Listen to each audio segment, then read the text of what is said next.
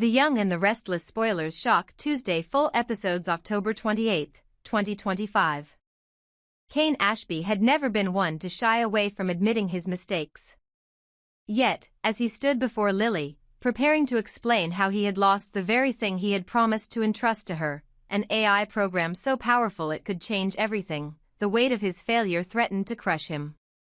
He had promised her that the future of their work, their reconciliation, and perhaps even their relationship, rested on his ability to deliver the program. It was supposed to be the key to proving that he was no longer the reckless, impulsive man who had made mistake after mistake. But now, standing in front of her, he was about to shatter that very illusion. "Lily, I need to tell you something," Kane began, his voice faltering as he searched for the right words. "The program, the one I told you I was going to give you, it's gone." Lily's brow furrowed, her expression a mixture of confusion and disbelief. "What do you mean, it's gone?" she asked, her voice rising slightly, the anxiety already creeping in. "You said it was safe, Kane. You promised." Kane swallowed hard, his throat tight. He could feel the heat rising in his cheeks, the shame of having failed her once again burning beneath his skin. "I thought it was. I really did. But somehow, Phyllis, she stole it." The words hung in the air like a heavy cloud, suffocating any hope of a peaceful resolution. Lily stood frozen, the reality of the situation slowly settling in. Phyllis Summers had outsmarted him. Again. And Kane couldn't even explain how. How had Phyllis, in the midst of all the chaos, managed to bypass his security, hack into the program, and take it? He had been so sure, so confident that it was safe. But in a moment of carelessness, perhaps trusting too much in technology, he had lost it all. There was no backup, no failsafe. The program, the one thing that had meant so much to his future, was now in Phyllis's hands. And with that, everything he had worked toward with Lily, everything they had fought for, seemed to slip further away. Lily's eyes narrowed, the hurt and disappointment evident in her gaze. "You let her take it? After everything that's happened, you let Phyllis, of all people, take it from you?" Her words were sharp, the sting of betrayal in every syllable. "Why didn't you tell me sooner? Kane, how could you not know? How could you not protect it better?" "I didn't want to admit how badly I messed up," Kane said quietly, his voice tinged with regret. "I thought I could fix it without anyone knowing. But now it's out of my hands." He let out a sigh, running a hand through his hair, his mind racing. "And I'll do whatever it takes to get it back." But even as he said those words, Kane knew the situation was far worse than just a stolen piece of technology. Phyllis was far more dangerous than anyone realized. Her motivations were never simple. She didn't just want power, she wanted revenge, and in this case, that meant using the AI to gain leverage, to destroy everything Kane had worked for, and perhaps, to dismantle the fragile trust he had been trying to rebuild with Lily. Meanwhile, Tessa, lost in her own emotional turmoil, had wandered into the welcoming, familiar space of crimson lights.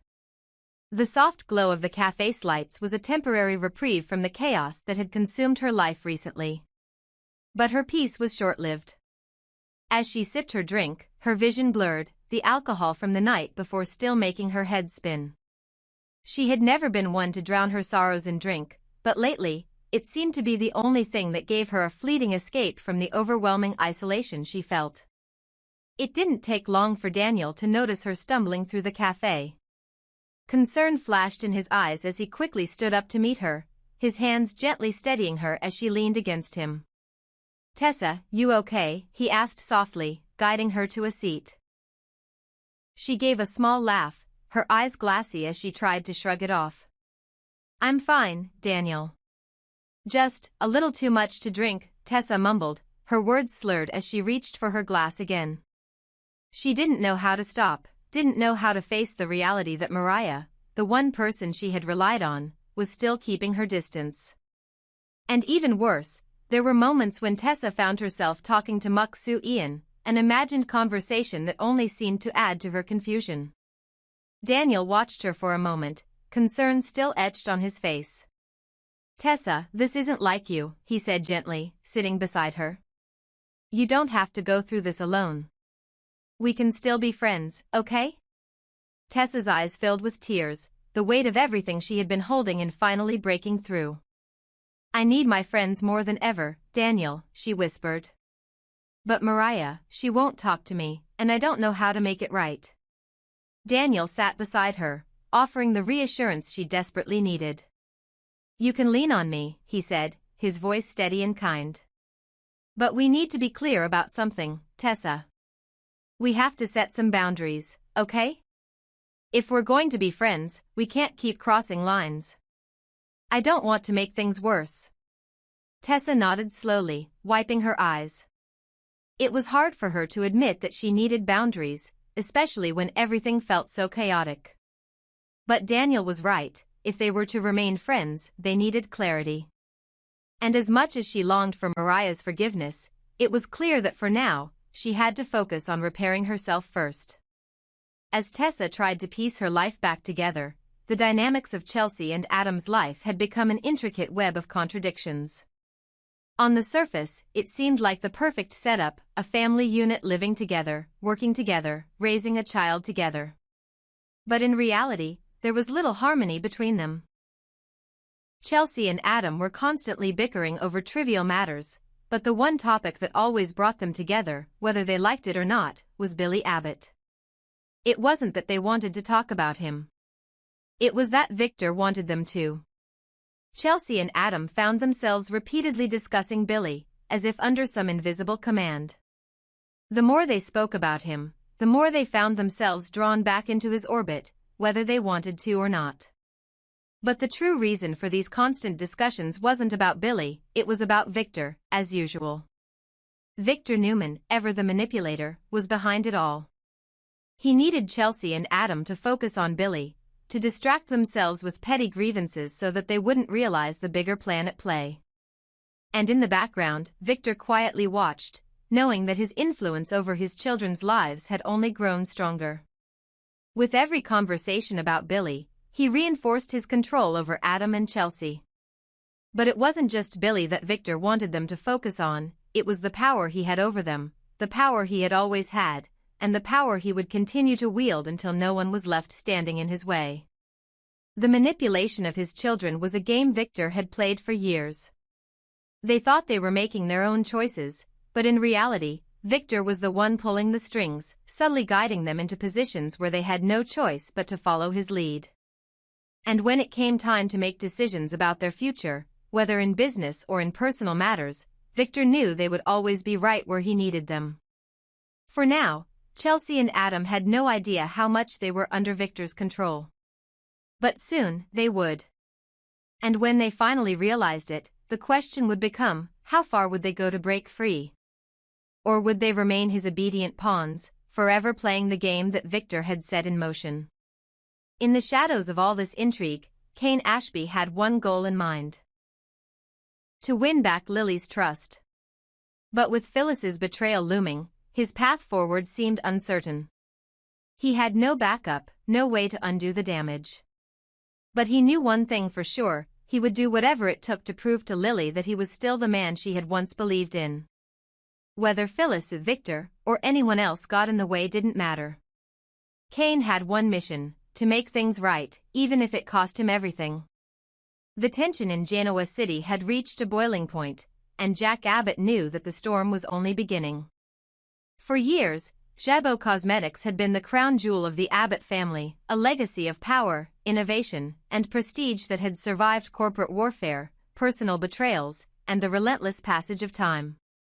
But now, everything he had worked for was threatened not by an external competitor, but by someone he had once trusted, someone who had walked beside him for years, and someone who had proven just how far they would go to destroy him. Phyllis Summers had always been a wild card. Jack knew that. She was impulsive, unpredictable, and often guided by her emotions rather than logic.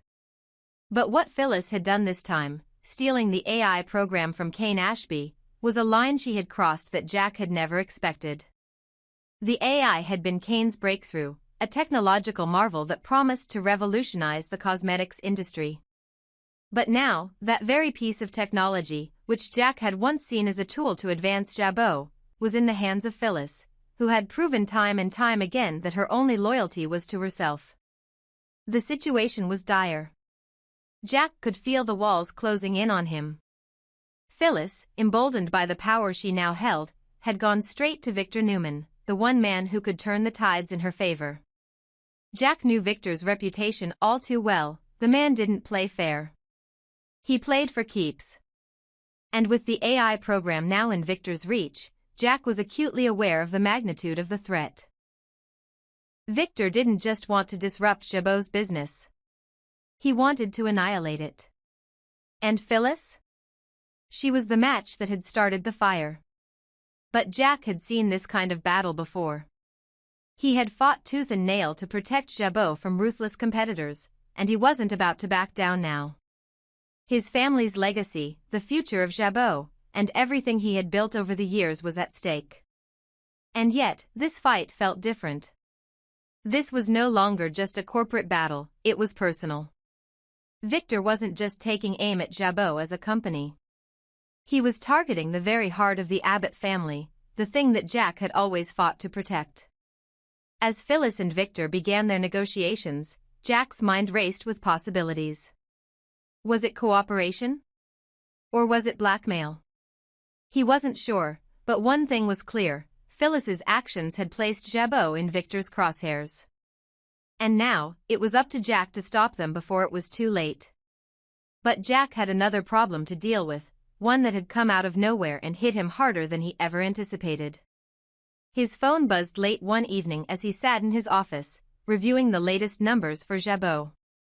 At first, he thought it was just another one of his late-night meetings with the board.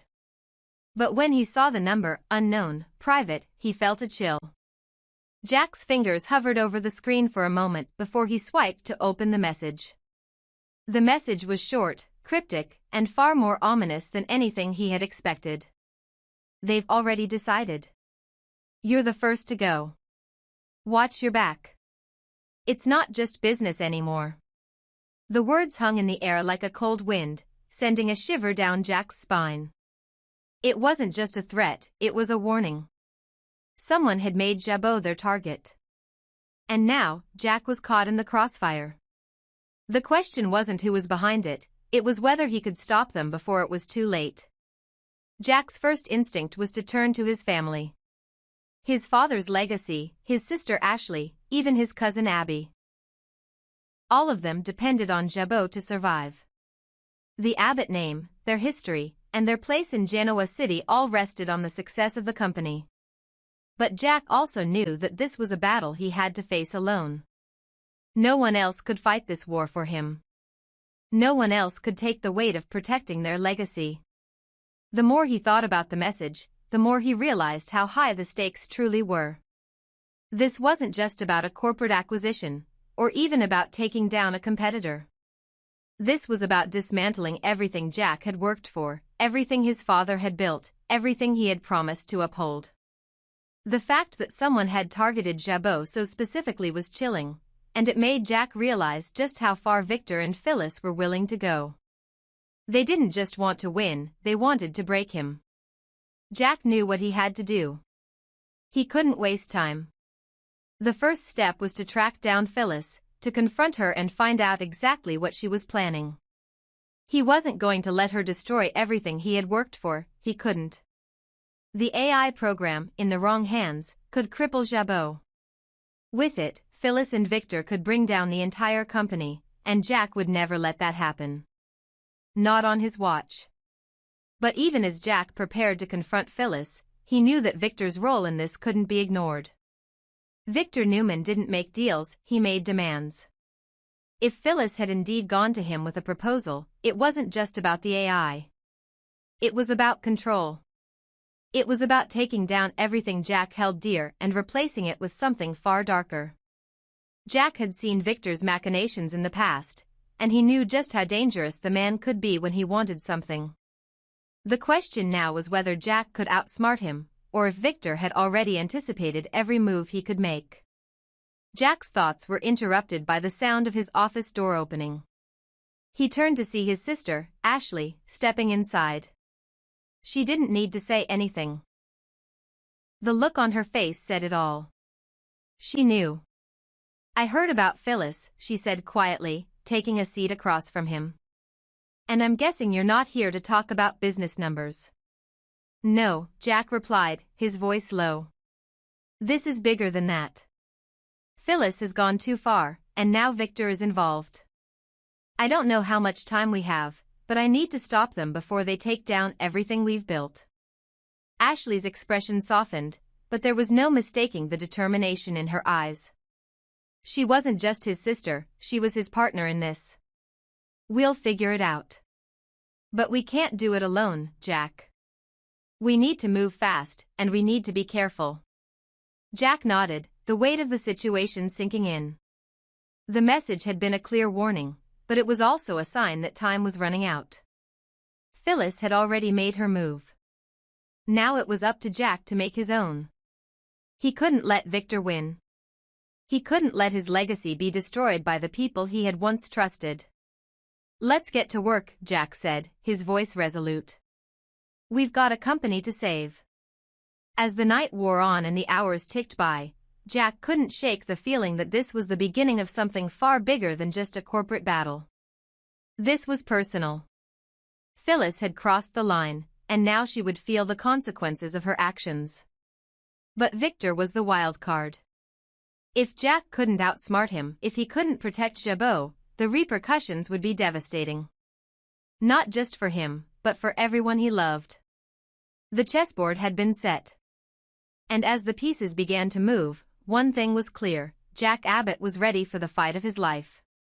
He just hoped he wasn't too late to save everything he cared about.